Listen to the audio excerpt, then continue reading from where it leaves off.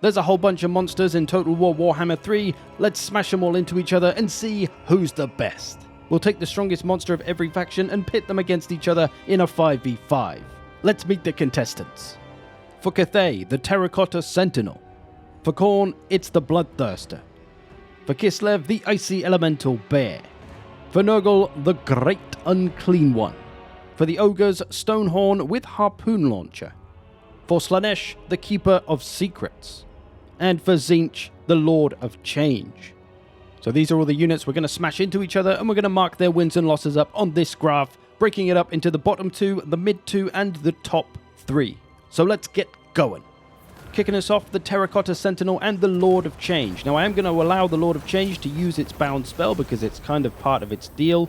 We're going to let it use that once and then charge it in. It also comes in flying, of course, so it takes away any potential charge bonus from its enemy. So a couple of advantages to the Lord of Change. Although I didn't have enough magic to be able to use it for all of the Lords of Change, we could only use it for 3 of them. We'll see if it makes a difference though. If it does, and it's close, then maybe that could be a factor.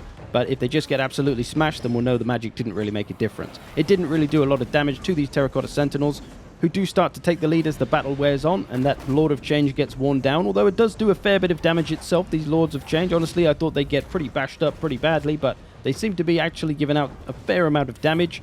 There is one weird thing I've noticed happens though. When a Lord of Change gets knocked over, the monster does this. It turns around and shows its back to it and gives them a free hit for some reason. You'll see that a lot in this competition when fighting the Lord of Change. I don't know why. But ultimately, the Lord of Change didn't have the staying power to hang in there with the Terracotta Sentinel. It's got too much armor, too much weapon strength probably, and the Birdman is defeated. Maybe though, the Lord of Change will have more luck against a lightly armored target in the Keeper of Secrets. Does a fair bit of damage to the Keeper of Secrets with its missile attack, so able to take advantage of that low armor, flies in as well, taking away the charge bonus of the Keeper. And that magic missile did a fair bit of damage to some of these Keepers, like 10-15% of their health gone right before they've even got into combat. But in the combat, it should be advantage Keeper of Secrets. They have way more melee attack, a bit more weapon strength, better melee defense, so they should have the advantage. Tzeentch units, of course, have the barrier as well, which didn't last long by all means, but still helps them just take a couple of hits away, which might have done damage to them early on. And these fights are pretty even, to be honest. The Lord of Change is winning some of them, the Keeper of Secrets is winning some of them. It's kind of even anybody's guess who's going to win this. The Keeper of Secrets has won one of these fights, but it's getting close on the others. The Lords of Change going to win 2 fights over here, just about. But this round is going to go to the wire because it's going to end up as a 3-2 for the Lords of Change. And as it was so close, we got to fight it again. So I ran the whole thing again. I should also mention that I did use the Keeper of Secrets bound spell, Acquiescence, which again I got to use on a few of the fights, but not all of them. So there is that coming into play, reducing the melee defense of the Lords of Change, so that's going to help the Keepers survive a little better. So there is the magic going on for both sides here coming into play. But once again, it came down to the wire, and this time it was 3-2 for the Keepers. Which meant, of course, that we had to have a decider. This time, though, I decided to allow no one to use magic. No Lord of Change magic missiles, and no acquiescence from the Keeper of Secrets. Just pure melee throwdown. And while it still stayed pretty close between them, even with just pure melee, I was kind of surprised that the Keeper of Secrets didn't run away with this and just wring that big bird's neck. I suppose the Keeper of Secrets' lack of armor makes it hard for them to not just take a lot of punishment from anything, even if it is a Lord of Change who is probably more of a caster than a melee powerhouse. Either way, eventually after all this though, it is the Keeper of Secrets that came out on top, which you would expect because they do cost 300 more than the Lord of Change. Let's bring in the Ice Bears then, versus the Stonehorn Harpoon Launcher. Now we are going to use the breath attack of the bears, of which they'll all be able to use that, and we're going to allow the harpoon launcher to fire as well, to at least get 1 or 2 shots off before it gets engaged. I decided to use the harpoon launcher rather than just the regular version, because well, it's the more expensive and in theory better monster, because otherwise the melee side of the monster is exactly the same whether it's regular Stonehorn or harpoon launcher, so no loss to the melee performance. Now, neither of the ranged attacks, the Icy Breath or the Harpoon, actually did very much damage to either target at all, so it didn't really make too much of a difference, so this is mostly going to be a melee fight. And honestly, this competition isn't really one that's great for the Stonehorn, as it does have a bonus versus infantry, indicating that that's what it's designed for, taking on infantry, not other monsters. And we could say the same of the Elemental Bear really, but it does have way more weapon strength than the Stonehorn and has a physical resistance, and the Stonehorn without magical attacks can't really do anything about it, so ultimately is going to get beaten down, although doing a fair bit of damage to these Elemental Bears. And getting beat down is unfortunately the case for the Stonehorn and the Lord of Change, as these are the worst two units in this competition. But which one is the worst of the worst? Let's find out. Lords of Change coming in after using their missile didn't do a lot to the Stonehorns, to be fair. They do have a lot of armor, they do have that going for them. But the Stonehorn did get their missile off as well, taking down a bit of the barrier. But here's that weird thing happening again. Look, the Lord of Change is on the ground, and then, oh, he's had enough. He's going home. It's like the monsters lose their targeting when they knock the Lord of Change over because he goes so far away from them or something. He's even walked away in this case. Now he's turning back around. Who knows what he's doing? But it seems to happen a lot in this fight. Here's another instance. There he goes. Lord of Change goes down, and off the Stonehorn goes. What? What are you doing? Get back to the fight, you fool! Honestly, this test became a complete mess because the Lords of Change were just getting knocked all over the place, which meant they were knocking into each other, and everyone was just all over the gaff. One of the Lords of Change went all Slanesh and tried to mate with a Stonehorn, so it was just a complete mess. Either way, I ran it again, I spaced them out way more this time, and long story short, turns out that Stonehorns suck and they lost to everybody in this competition. Which means these are the bottom two, the Stonehorn unable to beat anybody, and the Lord of Change only able to beat the Stonehorn, although very nearly taking out the Keeper of Secrets. Let's move on to the middle two then. We'll let the Keeper of Secrets kick us off against the almighty BLOODTHIRSTER, who has the advantage of flying, so able to take away the enemy's charge bonus while still getting theirs, provided they can land properly, of course. And another big advantage of the BLOODTHIRSTER is that it has an anti-large bonus, which is the only unit in this competition to have one of those, which is going to help them out in this situation against very, very large things. They're coming in hot though.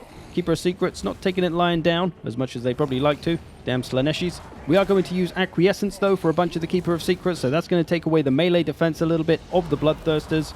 But of course we've got a couple of infinite flying headbutts for these two BLOODTHIRSTERs on the end. Come on lads, figure it out.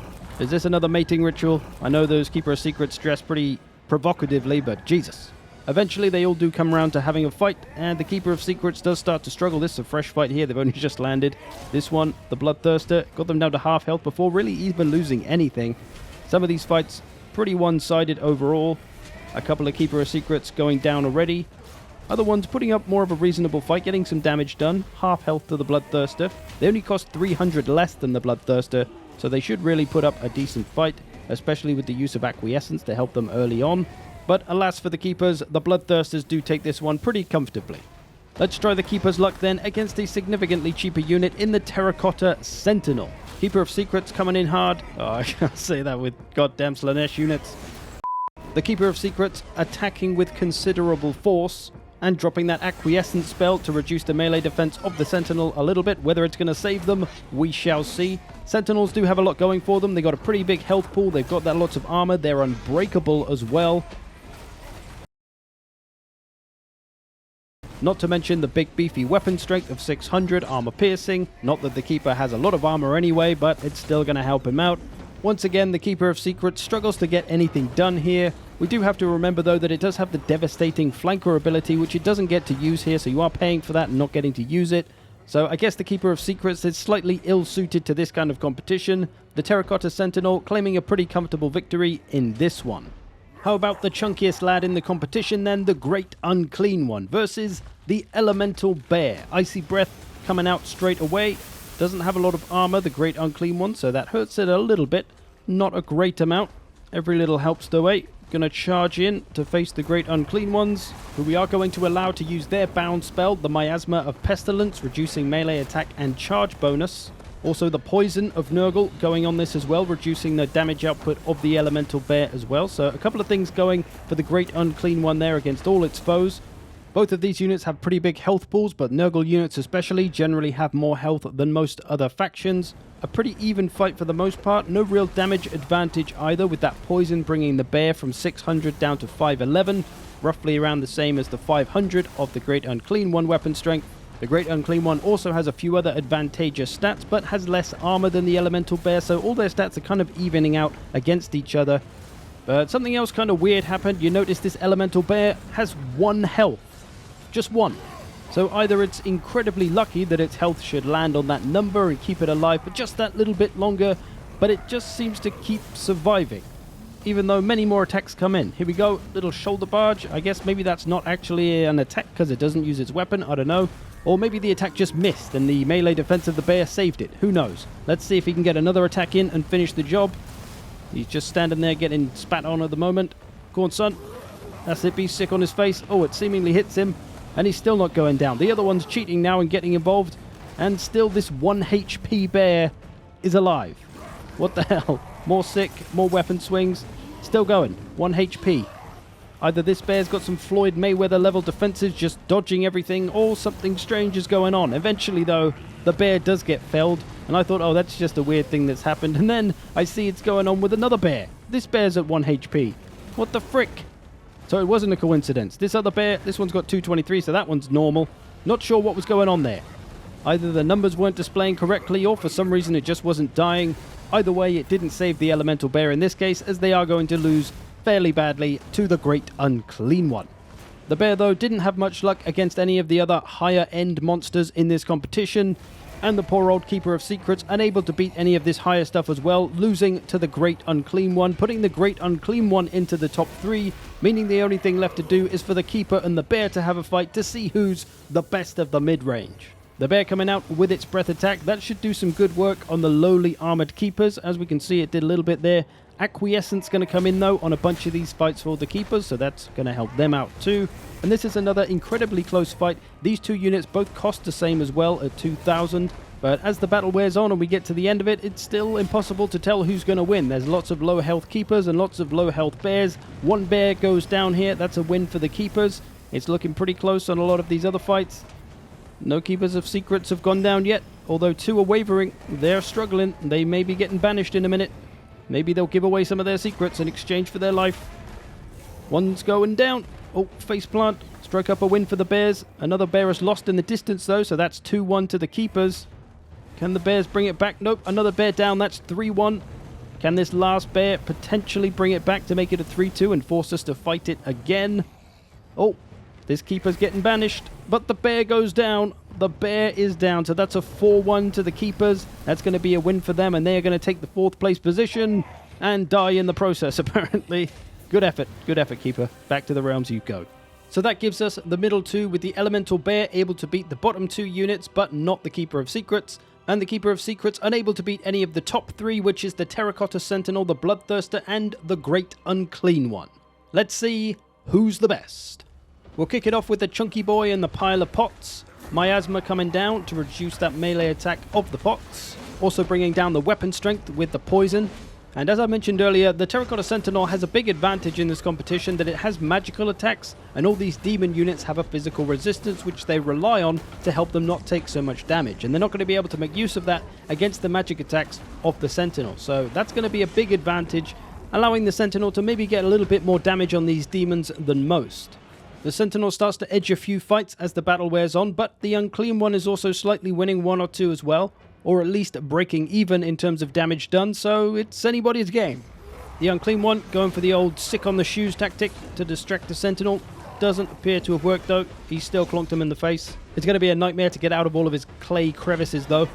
Despite his unclean tactics, however, the Great Unclean One is starting to falter versus the Terracotta Sentinel. There's wavering in the ranks. 2 of these ready to go, almost ready to be banished. And that may be another huge advantage of the Terracotta Sentinel, is being unbreakable. It will simply not go away until you entirely remove its health bar. And oh, he's going to try it again. Old sick on the shoes and the shin pads. But it's no good. The Unclean Ones have fallen. Maybe the Unclean One, though, can do it against the Bloodthirster. The Great Unclean One has about 3,000 more health than the Bloodthirster, so that's a fairly big advantage. We'll see if it pays off. Not looking good so far for the Unclean One. It's just getting knocked all over the place. These 2 on their knees. Get up, lads. Turns out, though, that the Bloodthirsters start to struggle a little bit as the battle wears on. It stays fairly even, but some of the Unclean Ones gaining a bit of an advantage here and there. One of them starts to disintegrate a little bit, gets a little wavery.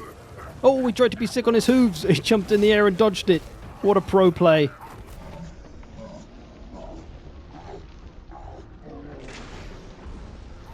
Absolutely spectacular monster action. These other 2 fights, though, looking like they're in favor of the Bloodthirsters. One Bloodthirster, though, always gone down. He's out cold, and back to the Chaos Realms he goes. These other 2 looking like they're in favor of the Bloodthirster. Maybe the Nurgle boys can hold on. Maybe they can outlast a couple more Bloodthirsters. Maybe. This one kind of close, a little in the Bloodthirster's favor, though. These other ones looking like they're going to be Bloodthirster wins, but We'll see. Stranger things have happened. Their health bars can be a little bit deceptive. It might look like the Great Unclean One has way less health than the Bloodthirsters, but because they've got a bigger health pool, they've probably got around the same amount of health. It's getting close, though. There's one apiece at the moment. One win for the big boys, one for the angry boys. This one looking like... Oh, this one could go either way, actually. I was going to say the Bloodthirster's going to take it, but it's so damn close. This one, pretty set, these two, I think. The Bloodthirsters have considerably more health in both those fights, so it's looking like it's going to be a 3-2 potentially, or a 4-1. We'll see. Oh, we got some double wavering. Oh, the Bloodthirster's getting banished. Oh, the Unclean One's getting banished. Oh, who's going? Oh, Bloodthirster's down first. Woo, look at him swinging his sword around. He's well happy. It's all up to these two now. It's not looking good, but you never know. Maybe a miracle will happen. Oh, down he goes. Chunky boy down, and this chunky boy is probably going down as well, though he's taking a good bit of health off. This Bloodthirster had quite a bit of health just now, and it's gone. He banishes. Can he get his enemy banishing as well? He waves, he slaps, and... Nope, he's down. He's down. Hold on. Why is this Bloodthirster not banished? Was it actually a guy in a Bloodthirster suit? What's happened? Either way, it's too close. We've got to run it again, so that's what we're going to do. See if we can get a definitive winner. If the Bloodthirsters win again, 3-2, we'll call them the winner. If the Great Unclean Ones take it, though, we'll have one more to be a decider. Unfortunately, though, for the Great Unclean Ones, they aren't able to top the Bloodthirsters in this one, and they are going to take it for a 4-1 this time. Nurgle still able to win one of the fights and beating the crap out of all the Bloodthirsters, but not able to win overall, so... A valiant effort from the Great Unclean One. Nurgle making a good showing in this competition, but not quite enough to make it into the top spot. Let's see who can, though. Will it be the Terracotta Sentinel for Cathay, or the Bloodthirster for Khorne?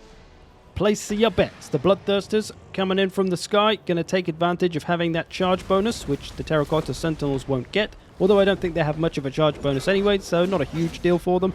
Again, the magic attacks of the Terracotta Sentinel coming in handy here, but the bonus versus large of the Great Bloodthirster, I nearly said Great Unclean One, will give them an advantage as well. So they're the unit that's kind of a bit more designed for this kind of competition, the one-on-one fight, as they do have that bonus versus large.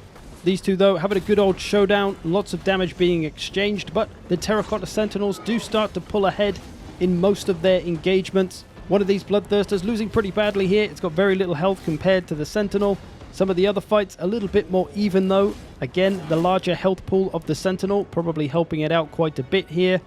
Bloodthirster's giving it back, though. But apparently not enough, because the Sentinels are going to start banishing these Bloodthirster demons back to the Chaos Realms from whence they came. And what do you know? The Terracotta Sentinel is the best monster in Warhammer 3. Who would have thunk it? Cathay, the faction which is supposed to be all about the ranged, has the best melee unit in the large category. For the sake of the Bloodthirsters' honor, though, they do manage to fell one of the Sentinels. So it's a 4-1, not a clean sweep. Bloodthirsters not completely embarrassing Khorne at least. So there he is, your champion, the Potman. Graphing it up, we can see the Sentinel lost to no man, or monster. He won every single fight in this competition. The Bloodthirster a close second, only losing to the Sentinel, and the Great Unclean One only losing to those two. And that gives us a bit of a ranking for Warhammer 3 monsters, as we can see. But does it all add up? Well, there's one glaring problem with all this, I think, and that is that, for the first time in Who's the Best history, the cheapest unit in the competition has won it. The Terracotta Sentinel only costs 1,600 gold. It really doesn't seem right that a unit like the Bloodthirster that costs 700 more loses to it, especially as the Bloodthirster is the unit that this competition is designed for, and I'll wager the one that you probably thought was going to win before you watched this video. And naturally you would think that because it's the only one in this competition with a bonus versus large, which says this unit is supposed to kill large things. So that kind of just doesn't make a little bit of sense. Not to mention that the Terracotta Sentinel also beat all the 2,000 cost units that cost 400 more than it. So yeah, seems like the Terracotta Sentinel may not maybe need to be nerfed, but it needs to be way more expensive. It should be at least 2,000 with this kind of capability. It has so much going for it. It has tons of armor, it's unbreakable, it's fast, it has lots of melee attack, huge weapon strength, armor piercing, and that's without any battle harmony buffs. So yeah, at the moment, the Sentinel seems pretty ridiculous for the money you pay. And yes, it does have some advantages that really suit this competition well, like having magic attacks, being able to take away the physical resistance of all the demons, and also being unbreakable, but still seems like it's overperforming. The only other real anomaly here, I would say, is that the Stonehorn I didn't expect to be so bad. I thought it would at least beat the Lord of Change, but I guess it is really more of an anti-infantry monster than anti-monster. So bear that in mind. If you go to use your Stonehorn against a monster, you might want to think again and go for that infantry. But there we go. Who's the best? It's the Terracotta Sentinel. I hope you've enjoyed this. Thanks for watching. I will see you in the future.